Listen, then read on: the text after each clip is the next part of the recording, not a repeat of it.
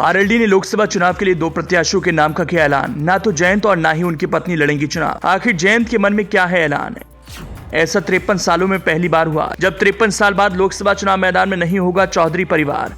जयंत चौधरी के इस फैसले से पश्चिमी यूपी में राजनीति का बदला मिजाज। आरएलडी के भविष्य का शुरू हुआ नया आगाज।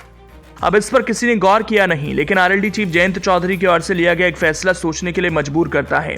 आखिर जयंत चौधरी ने लोकसभा चुनाव को न लड़ने का जो फैसला किया, उसके पीछे वजह क्या हो सकती है? जयंत चौधरी के दिलो दिमाग में आखिर क्या चल रहा है? किस रणनीति के तहत जयंत चौधरी ने चुनाव न लड़ने का फैसला लिया?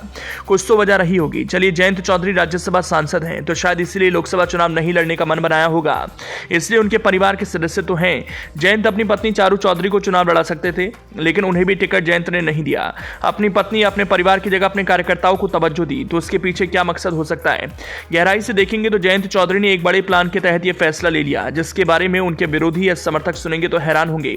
जयंत के मन में क्या चल रहा है उसके बारे में आपको बताएंगे, लेकिन सबसे पहले जानिए जयंत चौधरी ने जिन 2 नेताओं पर अपना इस लोकसभा चुनाव और एक नेता को एमएलसी बनाने के लिए दांव लगाया, उनके प्रोफाइल के बारे में जान लेते हैं। दरअसल 53 साल बाद यह पहला ऐसा लोकसभा चुनाव होगा जिसमें पूर्व पीएम चौधरी चरण सिंह के परिवार का कोई सदस्य प्रत्याशी नहीं होगा। अपनी पारंपरिक बागपत सीट पर आरएलडी मुखिया चौधरी जयंत सिंह ने पार्टी के पुराने कार्यकर्ता पर दांव लगाया, तो बिजनौर से पार्टी के सबसे युवा विधायक को चुनावी मैदान में उतारा।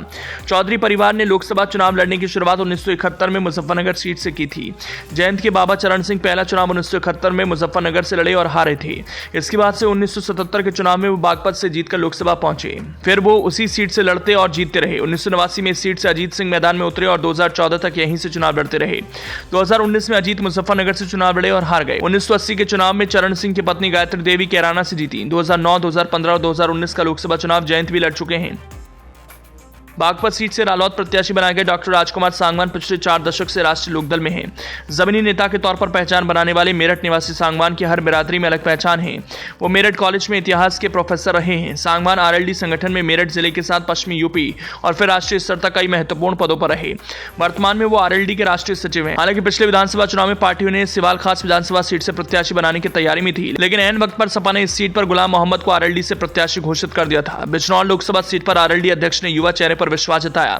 चौहान गुर्जर बिरादरी से आने वाले 28 साल के चंदन चौहान मुजफ्फरनगर की मीरापुर विधानसभा सीट से पार्टी के विधायक हैं। उनके पिता संजय सिंह चौहान 2009 में बिजनौर लोकसभा सीट से सांसद रह चुके हैं। संजय सिंह विधायक भी रहे। इतना ही नहीं, चौधरी नारायण चौहान यानी चंदन चौहान के दादा यूपी के पहले डिप्टी सीएम थे। वहीं विधान परिषद चुनाव में रालोद प्रत्याशी बनाए गए योगेश चौधरी जाट बिरादरी से आते हैं।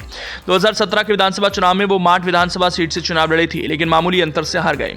2022 के विधानसभा चुनाव में आरएलडी उन्हें प्रत्याशी बनाने की तैयारी में थे, लेकिन गठबंधन के तहत सपा ने माठ सीट पर संजय लाठर को प्रत्याशी बना दिया। अब पार्टी उन्हें उच्च सदन भेजने की तैयारी में है। माना जा रहा है जयंत चौधरी के द्वारा खुद या फिर अपने परिवार के किसी सदस्य को लोकसभा के मैदान में न उतारने का फैसला आरएलडी के पैठ पश्चिमी यूपी की राजनीति में एक मजबूत आधार देने का तरीका है। जयंत ने अपने परिवार के किसी सदस्य को लोकसभा चुनाव में न उतारकर अपने ऊपर परिवारवाद का तमगा लगाने से रोक दिया। जयंत के इस फैसले से आरएलडी के कार्यकर्ता में एक तरह से जोश बढ़ा होगा। यह आरएलडी की सियासी स्थिति को पश्चिमी यूपी में और मजबूत करेगा। और जब 2027 का विधानसभा चुनाव होगा, तब जयंत बीजेपी हो या कोई और पार्टी, उनसे अपनी दोस्ती के लिए और बार्गेनिंग करने की मजबूत स्थिति में होंगे।